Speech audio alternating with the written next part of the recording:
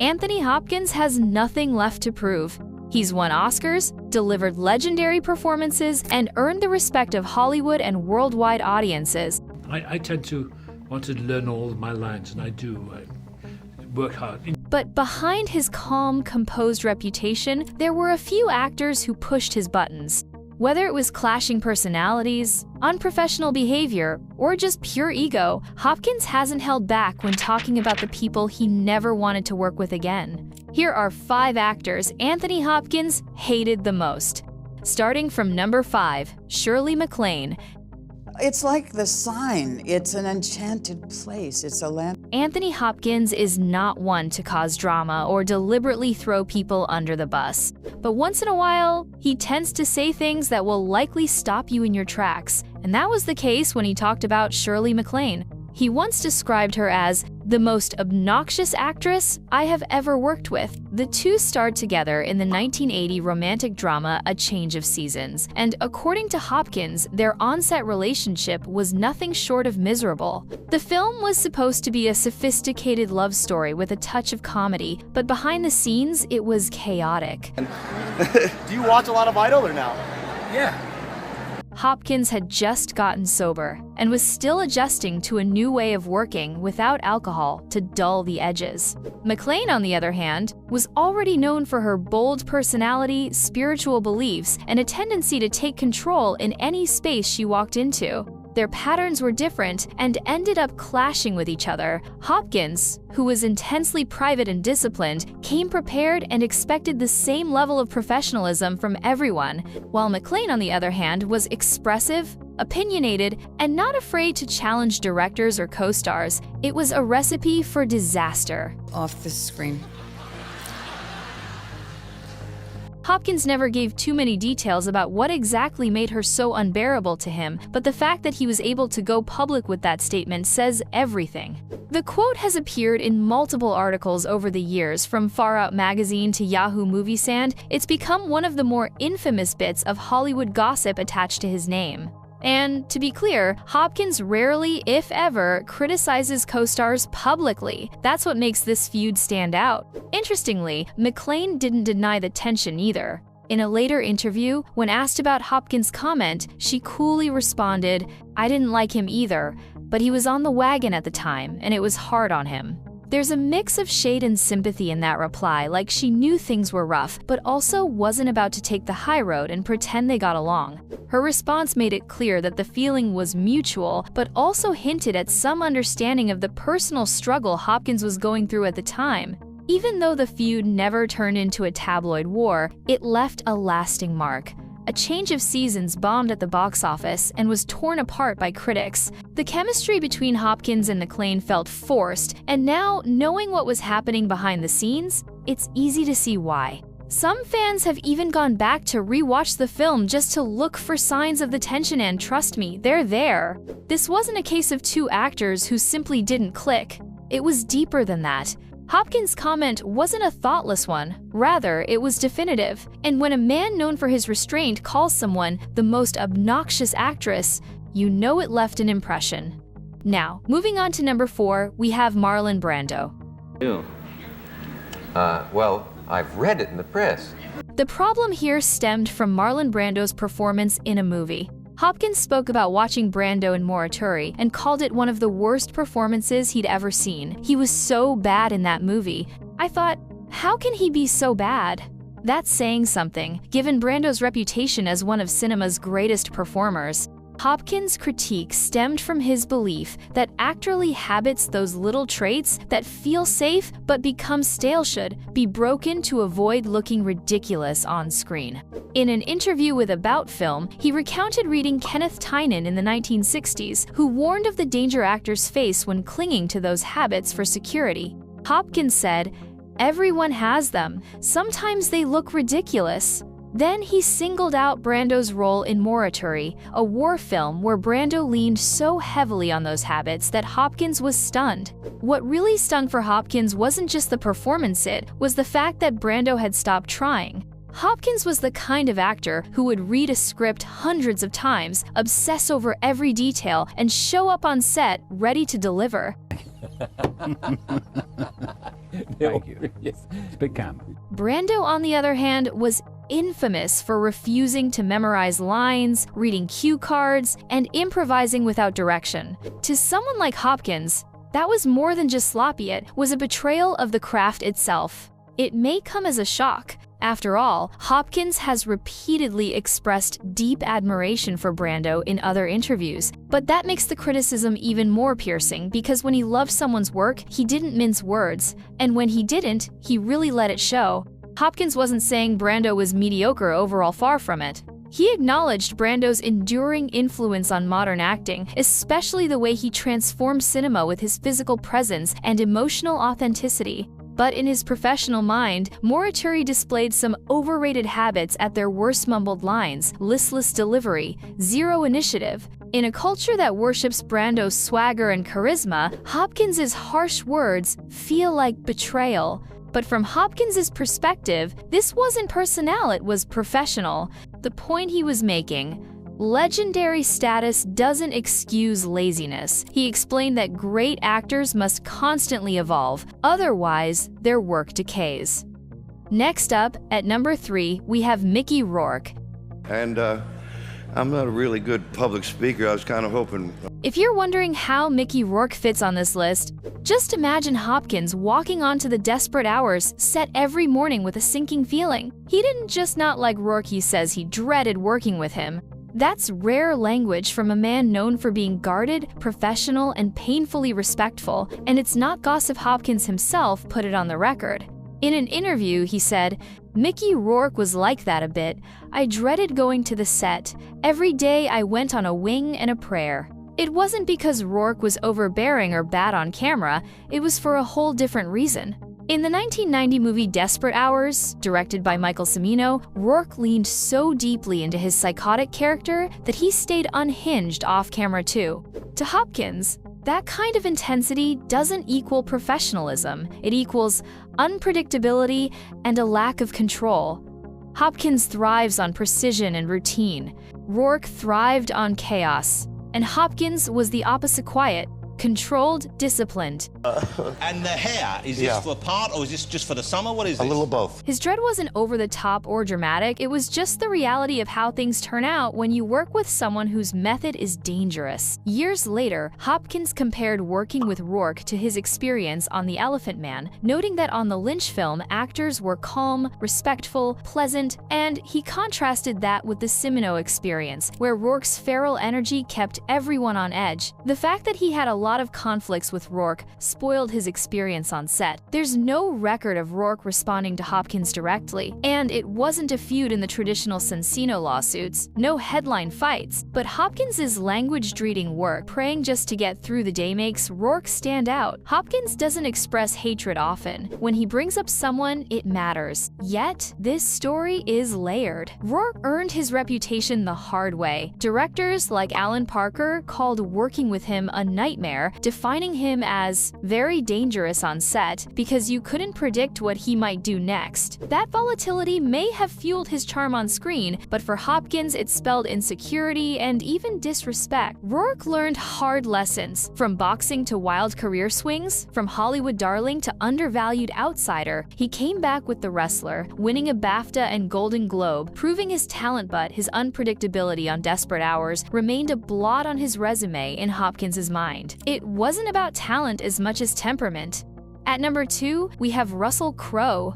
South Sydney Rabbitohs play rugby league, which is more of a hybrid version of... When you put two dominant forces like Anthony Hopkins and Russell Crowe in the same frame, you expect fireworks in screen and off-screen. And that's exactly what people got when the pair worked together on Darren Aronofsky's 2014 biblical epic Noah. But the fireworks weren't all scripted. Underneath the surface, there was a growing tension, unspoken, perhaps, but impossible to miss. Hopkins, by this point, was already considered one of the top shots of Hollywood. With a career spanning decades, an Academy Award under his belt, and a reputation for professionalism, he doesn't just act the shows up, knows his lines, hits his mark, and leaves the drama for the camera. Crowe, on the other hand, is all heat and intensity. He dives deep, broods hard, and has a history of, well, not exactly being the easiest guy to share a set with. That contrast Hopkins' cool precision versus Crow's chaotic energy was, by many accounts, a recipe for quiet conflict. And while they didn't engage in any full-blown shouting matches, at least not publicly,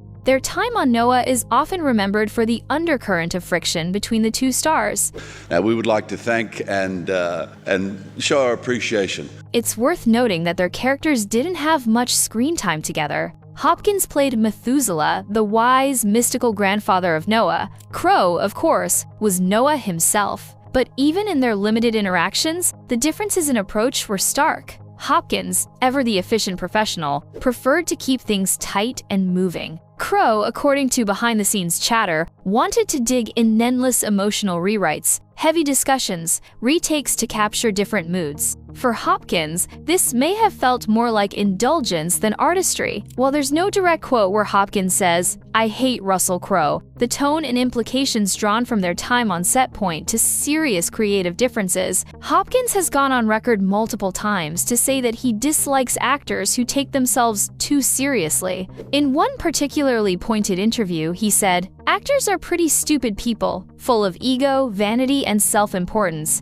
That quote wasn't aimed at Crowe specifically, but in the context of Noah, it lands with a certain resonance. And here's the kicker. There were whispers that Hopkins wasn't thrilled about the entire production to begin with. The filming conditions were tough. Long hours, emotionally heavy material, cold climates, and a massive studio budget pressure. To add to that, a co-star like Crowe, who brings his own weather system onto the set, and you've got the perfect storm for behind-the-scenes discomfort. Insiders claimed that Hopkins and Crowe barely interacted off camera. They'd show up, do their scenes, and then drift to opposite sides of the set. There were no warm behind-the-scenes photos, no post-premiere praise, no mentions in each other's interviews. And in Hollywood, sometimes silence is louder than words. It's especially telling that Hopkins, who has worked alongside strong personalities like Anthony Perkins, Alec Baldwin, and even Brad Pitt, thus rarely had issues. But with Crowe, who's had documented clashes with Meg Ryan, directors, journalists, and even hotel employees, things didn't go well. In Hopkins' mind, this may have been less about a personal vendetta and more about professional incompatibility. In other words, Hopkins probably didn't hate Crowe as a person, but as a collaborator? That's a different story. Years after Noah, Hopkins has never brought up the film in glowing terms. He doesn't include it in his favorites list, and he certainly hasn't commented on Crowe's performance either during award season or after. In contrast, Crowe has remained silent too, never once praising Hopkins, despite his legendary status. It's a mutual distancing that feels deliberate. So did Anthony Hopkins really hate working with Russell Crowe? Well, if you listen between the lines, the signs are there. The cool professionalism of Hopkins clashing with the emotionally volatile intensity of Crowe, it's not hard to imagine Sir Anthony adding Crowe to his mental never again list.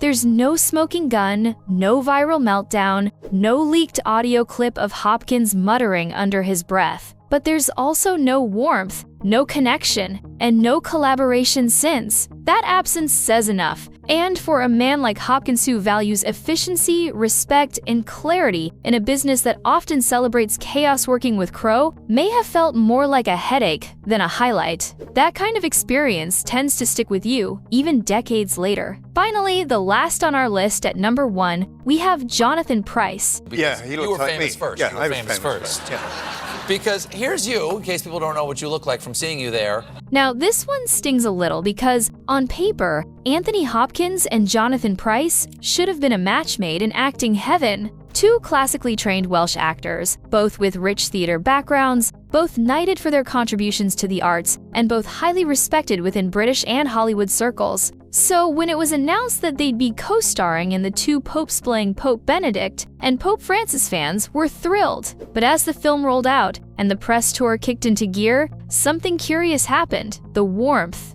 just wasn't there. There were no public fights, no eye-roll-inducing sound bites, but the energy was off. Interviews between the two felt awkward. Promotional photos were often stiff, And while both actors delivered exceptional performances on-screen, Hopkins even got an Oscar nomination off-screen, it was clear these two weren't having the buddy-buddy experience the marketing team had hoped for. I wanted to learn all my lines, and I do. I work hard, but it's not hard work. To understand where things might have gone sideways, you need to consider the actors' personalities. Hopkins is notoriously private. He approaches acting as a job show-up. Do the work, don't make it more than it needs to be. He doesn't go in for heavy rehearsal or emotional bonding. In fact, he said multiple times that he finds the industry full of people who take themselves far too seriously. Price, on the other hand, is more of a methodical craftsman. He enjoys the rehearsal process a lot. He likes discussing character arcs and motivations. And he's got strong opinions, especially when it comes to politics, religion, and the role of art in society. During the Two Popes press tour, he often took center stage in interviews, giving long, thoughtful answers about the theological implications of the story, the importance of Pope Francis in modern times, and how he prepared for the role. Hopkins? Not so much. In one interview, when asked about the dynamic between his character and Price's, Hopkins gave a curt answer. He's the good guy, I'm the bad guy, that's all. It felt dismissive.